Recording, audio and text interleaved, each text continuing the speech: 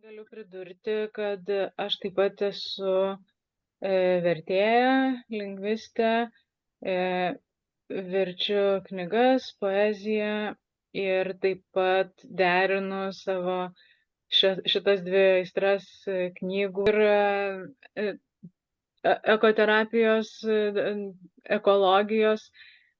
Tai taip pat domiuosi ekolingvistika, tokia irgi nauja sritis, kaip žodžiai, kuriuos mes vartojam ir istorijos, kurias mes pasakojam, kokį poveikį turi mūsų požiūriui į gamtą ir veiksmams jos atžvilgiu. Tai tos, temos, kurios mane domina, tai jos kažkaip pinasi šiuo metu į vieną ir nežinau, kur tai mane nuves, bet man labai įdomu tai tyrinėti. Ir o ką mes darysim per stovyklos metu, tai aš jūs pakviesiu į miško maudynių seansą. Miško maudynės tai yra patyriminis seansas, patyriminė praktika. Tai toks dėmesingas buvimas miške, miško patyrimas per pojūčius. Čia, kaip Jūrė sakė, kad susitelkimas į kūną labiau, o ne į protą, ar ne, ką protas sako, tai miško maudynėse labai panašiai. Mes stengiamės toms 2-3 valandoms, kol trunka seansas, tokio lėto dėmesingo buvimo miške, mes stengiamės švelniai vis nukreipti savo dėmesį iš nuolat analizuojančio proto į kūno pojūčius. Ir sugrįžti į savo kūną, leisti tam savo kūnui, kuris žino geriau ar ne ir jaučia geriau, leisti jam vadovauti.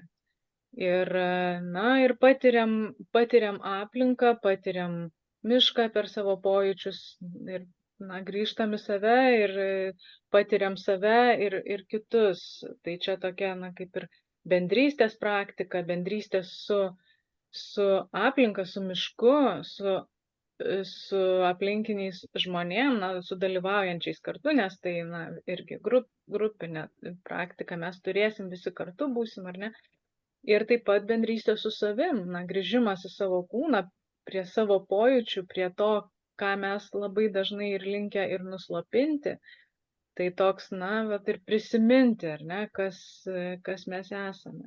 Ir čia, ir galima sakyti, čia ir gilesnis miško patyrimas, savo vietos jame ir visoje ekosistemoje, prisiminimas, kad mes ne šiaip ne svečiai ir net miškas, gamta net ne mūsų namai, mes patys esam gamta ir savo vidinės gamtos, ar ne, grįžimas į savo vidinę gamtą, tai, daug čia sluoksnių gali būti, čia viena vertus viskas labai paprasta ir minimalu, kita vertus, labai gali būti gilus tie sluoksniai, čia kaip pasižiūrėsi ir kaip ir pasakos, ar ne, gali skaityti vieną sluoksnį, bet gali eiti gilyn ir labai daug visko atrasti.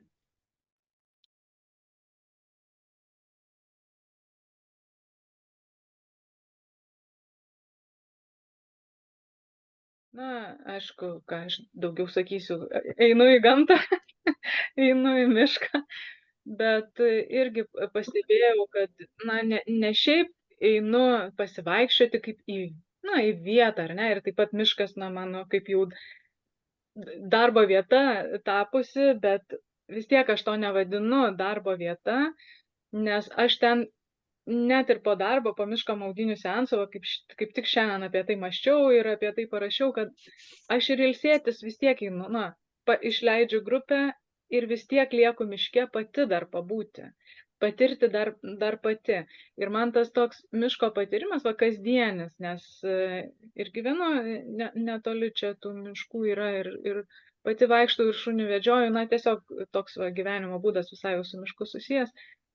Tai tokį, įjungus tokį vaiko protą, naujoko protą visą laiką. Ne tai, kad eini kaip, matai, kaip žalią foną, ar ne, augalai žalias fonas, bet, nu, kaskart tokį su nuostaba žiūrėt, nes miškas labai keičiasi, gamta labai keičiasi ir su metų laikais, ir su paros metu.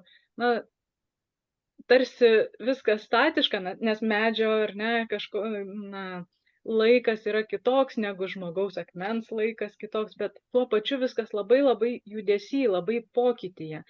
Ir kažkaip, na, pastebėjau, kad man daugiausia pamokų ateina iš gamtos. Na, va, tą įjungus naujoko protą, įjungus vaiko protą ir gyvenant klausimais, nu, labai daug gali gauti atsakymų.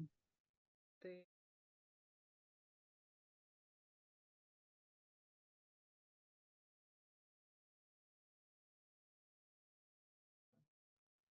manto kortelė galbūt, nežinau, tam pirmam lape, Mhm. iš karto kažkaip atkreipiau dėmesį į tą, čia kur tas driežas, drugeliai ir ta mergina ir už lango ten žaluma. Man labiausiai jos tas žvilgsnis ir ta nuostaba. Ir už tai, kadangi šios dienos tema man buvo ta tokia, nu, tas nuolatinis stebėjimasis, na, angliškai yra toks žodis o. Tai, na, didinga ta nuostaba, didybės pajautimas, gamtos didybės pajautimas, bet tuo pačiu ir tas pajautimas, nu, tų tokių paprastų dalykų, kaip labai stebėtinų, nes iš tikrųjų, na, stebėtina, kad ir iš to vikšro, kai drugelis išsirita ir čiagi, kai pradedi galvoti, čia dideli labai stebuklai yra. Tai toks, na, vat, aš kažkaip labai tą, vat, kasdienę nuostabą, kasdienius stebuklus labai šiuo Mhm. metu pačiu.